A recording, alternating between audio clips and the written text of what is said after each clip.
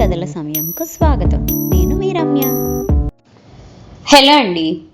ఈరోజు మనం బుద్ధవరపు కామేశ్వరరావు గారు రాసిన అందితే జుట్టు అనే కథ విందాం. ఈ కథ సహరి అంతర్జాల పత్రికలో మార్చ్ 2023లో ప్రచురితమైన కథ. ఇక ఆలస్యం చేయకుండా కథలోకి వెళ్ళిపోదాం. హలో హలో ఏమండి, నేను సుధన్ మాట్లాడుతున్నా. మీ తమ్ముడు ఫోన్ చేశాడు. మీరు డ్రైవింగ్లో ఉన్నట్లున్నారు. ఫోన్ లిఫ్ట్ చేయలేదని నాకు చేశాడు. మీ నాన్నగారికి సీరియస్గా ఉందట.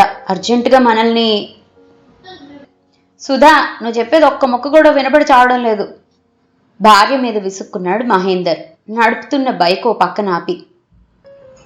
దిక్కుమాలిన ఫోన్, సిగ్నల్ వచ్చి చావదు. విసుక్కుంటూ వీధి గదిలోంచి బయటికొచ్చి మొత్తం విషయం మళ్లీ చెప్పింది సుధా.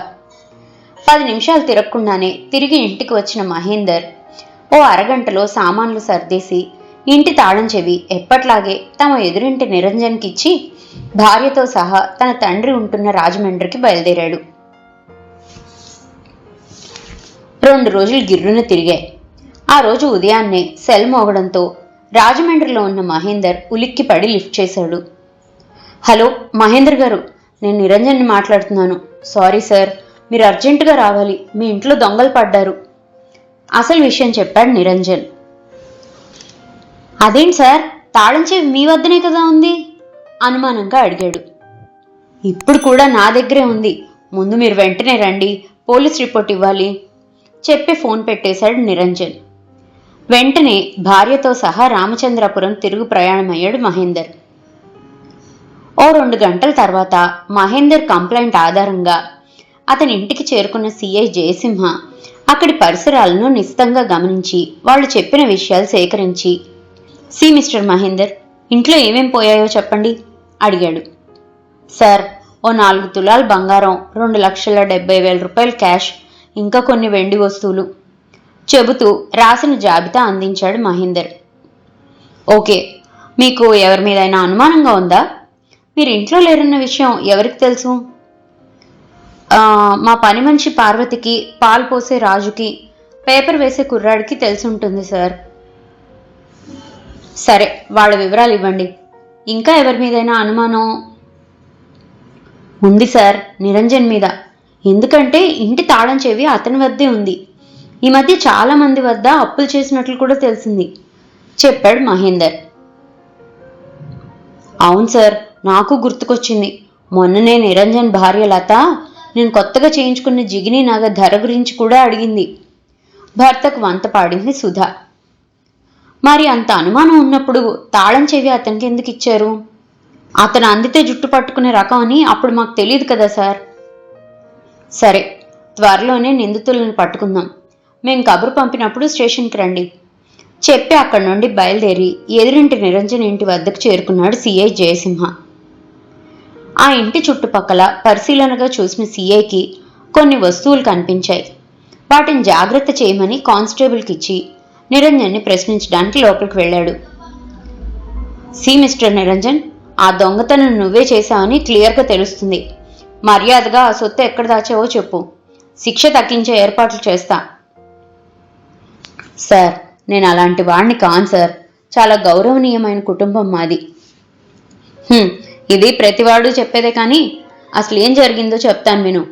ఎవడైనా దొంగతనం చేయడానికి వస్తే తాళం కప్ప బద్దలు కొట్టి లోపలికి వెళ్తాడు. ఎందుకంటే వాడి దగ్గర తాళం చెవి లేదు కాబట్టి. కానీ నువ్వు చేసిన పొరపాటు ఏమిటంటే మహేందర్ ఇంటి తాళం కప్పను నీ దగ్గర ఉన్న కీతో తీసి ఆ తాళం కప్పని పక్కన పడేసి నీ పని కానిచ్చేసావు. సార్ సార్, ఏమిటి మీరు చెప్పేది? ఆశ్చర్యపడకు మహేందర్, నీకు డబ్బు అవసరం ఉంది, అందుకే ఈ పనికి పూనుకున్నావు. అన్నట్లు నీ వేలు ముద్రలు పడకుండా ఎందుకైనా మంచిదని నువ్వు వేసుకొని తర్వాత పడేసిన డిస్పోజబుల్ గ్లౌస్ మీ ఇంటి దగ్గరలో దొరికాయి అంటూ తనకు కనపడిన వాటిని చూపించాడు సిఐ జయసింహ. సార్, నేనేం చెప్పినా మీరు నమ్మరని నాకు తెలుసు, కానీ నన్ను నమ్మండి సార్ వేడుకున్నాడు నిరంజన్. సరే కానీ నీకు మహేందర్ ఇచ్చిన తాళం చెవి ఇంకా ఉందా, లేక ఎక్కడైనా పడేసావా? వెటకారంగా అడిగాడు. లేదు సార్, అది ఇదిగో ఇక్కడే ఉంది అంటూ వీధి గదిలో టీవీ పక్కనున్న తాళం చెవి అందించాడు.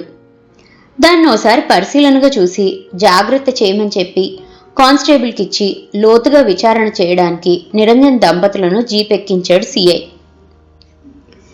ఈలోగా మహేందర్ చెప్పిన అనుమానితుల్ని స్టేషన్కి తీసుకుని వచ్చిన ఎస్ఐ కిరణ్, చూడమ్మా, నువ్వు మహేందర్ ఇంటికి ఎప్పుడు వెళ్ళావు? సారు, నేను ఉదయం పని చేయడానికి వెళ్ళానండి. తాళం వేసి ఉండడంతో ఎదురింటి నిరంజన్ గారి భార్యని అడిగితే ఆరు చెప్పారండి వీళ్ళు ఊరెళ్ళారని. మళ్ళీ ఈరోజు ఉదయం వచ్చేసరికి ఇదిగో ఇలా బాధపడుతూ చెప్పింది పార్వతి. సరే, నీ విషయం ఏమిటి అడిగాడు ఎస్ఐ. సార్, నేను రోజులాగే ఈ 2 రోజులు కూడా బయట నుండి పేపర్ వేసేసి వెళ్ళిపోయాను. లోపల ఎవరైనా ఉన్నారో లేదో కూడా చూడలేదు సార్, వినయంగా చెప్పాడు పేపర్ బాయ్. నువ్వు ఆ ఇంట్లో పాలు ఏ టైంలో వేస్తావు? రాజును అడిగాడు కిరణ్. సార్, ప్రతిరోజు రాత్రి 10 గంటలకు వేస్తాను. మొన్న రాత్రి నిన్న రాత్రి కూడా తాళం వేసి ఉండడంతో ఇంక పాలు వేయలేదు సార్, చెప్పాడు రాజు. సరే, ప్రస్తుతానికి మీరు వెళ్ళండి, అవసరం అయితే మళ్ళీ రావాల్సి ఉంటుంది చెప్పి పంపించాడు ఆ ముగ్గురిని. స్టేషన్కి వచ్చిన సిఐ జయసింహకు తాను ఇన్వెస్టిగేషన్ చేసిన ఆ ముగ్గురు చెప్పిన విషయాలు చెప్పాడు సిఐ కిరణ్. అయితే వారిని అనుమానించే అవసరం లేదంటావు అడిగాడు సిఐ. అవును సార్, అంతేకాదు ఆ నిరంజన్ దంపతులు కూడా చాలా మంచివారు, సౌమ్యులు అని కూడా మా పరిశోధనలో తేలింది సార్. అవునా? అయితే మరి ఇంతకీ నేరం చేసింది ఎవరంటావు? కొంపదీసి ఆ మహేందర్ గారి డబ్బులు పోయాయని కావాలనే డ్రామా ఆడుతున్నాడా? సార్, అలా చేయడం వల్ల అతనికేం లాభం? అవును, నిజమే. అంతేకాదు అలాంటప్పుడు దొంగలు అంటాడు కానీ ఈ నిరంజన్ మీద అనుమానం వ్యక్తం చేసి ఫ్రెండ్షిప్ చెడగొట్టుకోడు కదా. మరి ఇంతకీ దొంగతనం ఎవరు చేసి ఉండొచ్చు? సార్, మీరు తీసుకొని వచ్చిన నిరంజన్ దంపతులనే ఒకసారి విచారిద్దాం. సరే, వాళ్ళని తీసుకొని రమ్మను. చూడండి నిరంజన్, మీరు దొంగతనం చేశారనేది అక్కడ దొరికిన ఆధారాలను బట్టి కేవలం మా అనుమానం అంతే. అయితే అది కాదని రుజువు చేసుకునే బాధ్యత మాత్రం మీదే. అందుకే ఈ 2 రోజుల్లో ఏం జరిగిందో, ఎవరెవరు మీ ఇంటికి వచ్చారో చెప్పండి. నిరంజన్ దంపతులను విచారణ చేస్తూ అడిగాడు సిఐ జయసింహ. సార్, రోజు మా ఇంటికి వచ్చే కూరగాయల అబ్బి, లాండ్రీ అమ్మాయి, పని మనిషి, పాలతను అంటూ మొత్తం చిట్టా విప్పింది నిరంజన్ భార్య లత. వీళ్ళు కాకుండా వేరే ఎవరైనా? కంగారేమీ లేదు, జ్ఞాపకం చేసుకుని చెప్పండి. సార్, సుధా వాళ్ళ పని మనిషి పార్వతి కూడా వచ్చింది సార్. అన్నట్లు ఇప్పుడు జ్ఞాపకం వచ్చింది సార్. మొన్న మధ్యాహ్నం ఒక అబ్బాయి వచ్చి దాహంగా ఉంది, కొంచెం ఇందులో నీళ్లు పోసిమ్మని ఓ 2 లీటర్ల ఖాళీ బాటిల్ ఇచ్చాడు సార్. నీళ్లు పోసి తెచ్చివ్వగానే వెళ్ళిపోయాడు సార్. మళ్ళీ అతన్ని గుర్తుపట్టగలవా అమ్మా? లేదు సార్, కరోనా మూలంగా మాస్క్ వేసుకున్నాడు. మొహం గుర్తులేదు, కానీ కొంచెం పొట్టిగా ఉన్నాడు. 30 ఏళ్ళు ఉంటాయి. జుట్టు మాత్రం పెద్ద గిరజాల జుట్టు.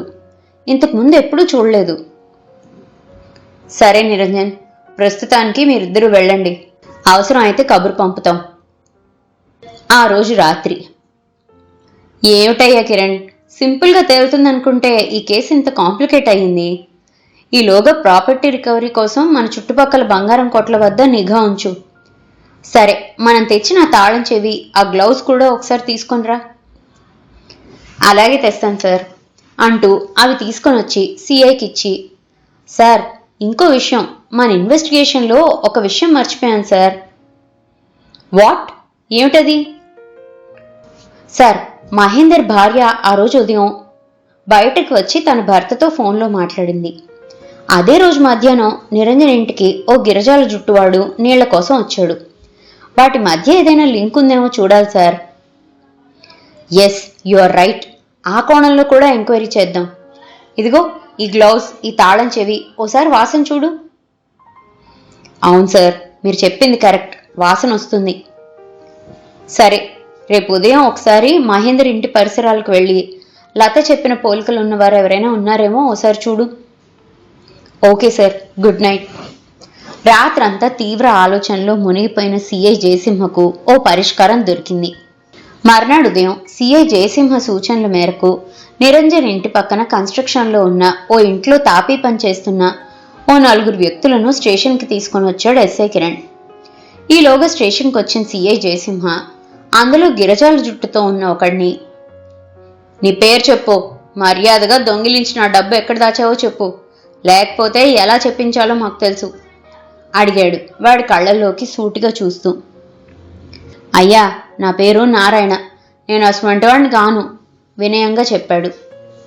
నువ్వు ఎలా దొంగిలించావో చెప్తా విను. ఆ రోజు మహేందర్ భార్య ఫోన్లో గట్టిగా మాట్లాడడం నువ్వు విన్నావు. ఆ తాళం చెవి నిరంజన్ ఇంట్లో ఇవ్వడం చూసావు. మధ్యాహ్నం మంచినీళ్ళు వంకతో వెళ్ళి ఆ వచ్చేలోపు వీధి గదిలో ఉన్న తాళం చెవిని నువ్వు పట్టుకెళ్లిన సబ్బు బిళ్ళ మీద నకలు తీసావు.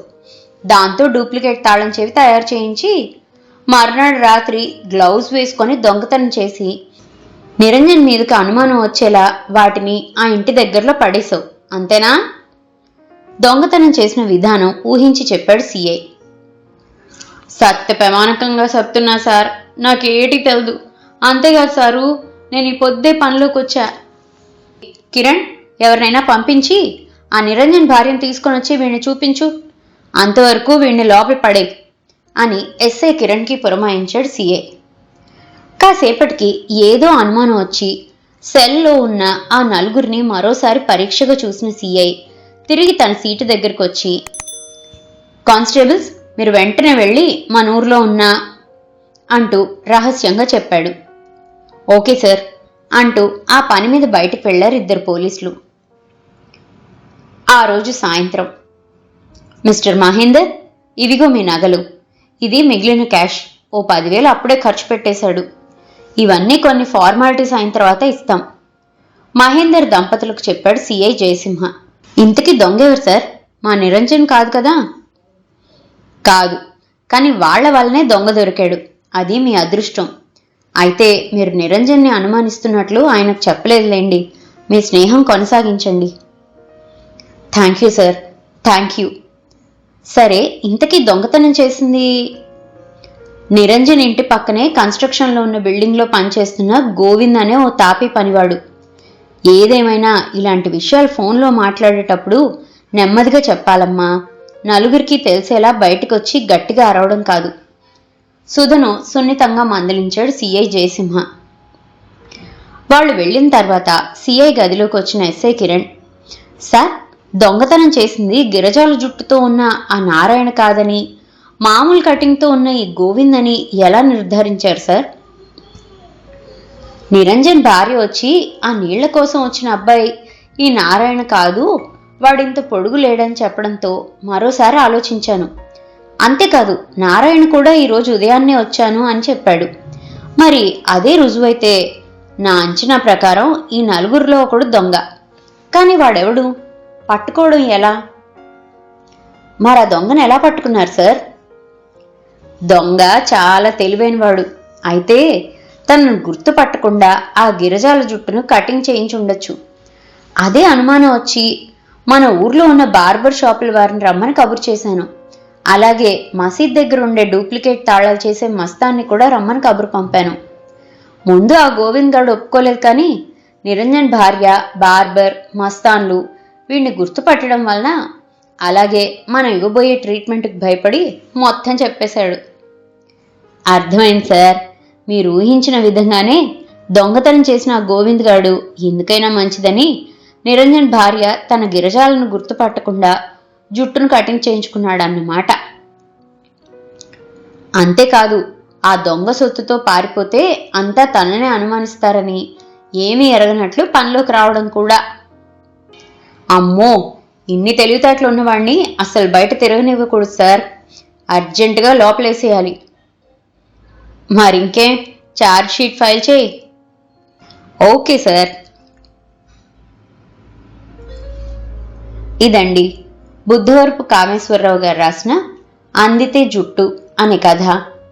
ఈ కథ కనుక మీకు నచ్చినట్లయితే కింద కనిపిస్తున్న హైప్ ఆప్షన్ని క్లిక్ చేసి ఈ కథ మరింత మందికి చేరువయ్యేలా ప్రోత్సహిస్తారని ఆశిస్తున్నాను. మరో మంచి కథతో మళ్ళీ కలుసుకుందాం. అంతవరకు సెలవు. ఈ కథ కనుక మీకు నచ్చినట్లయితే లైక్ చేయండి, షేర్ చేయండి, అండ్ మరిన్ని ఇంట్రెస్టింగ్ కథల కోసం ప్లీజ్ సబ్స్క్రైబ్ టు మీ కథల సమయం. Thank you.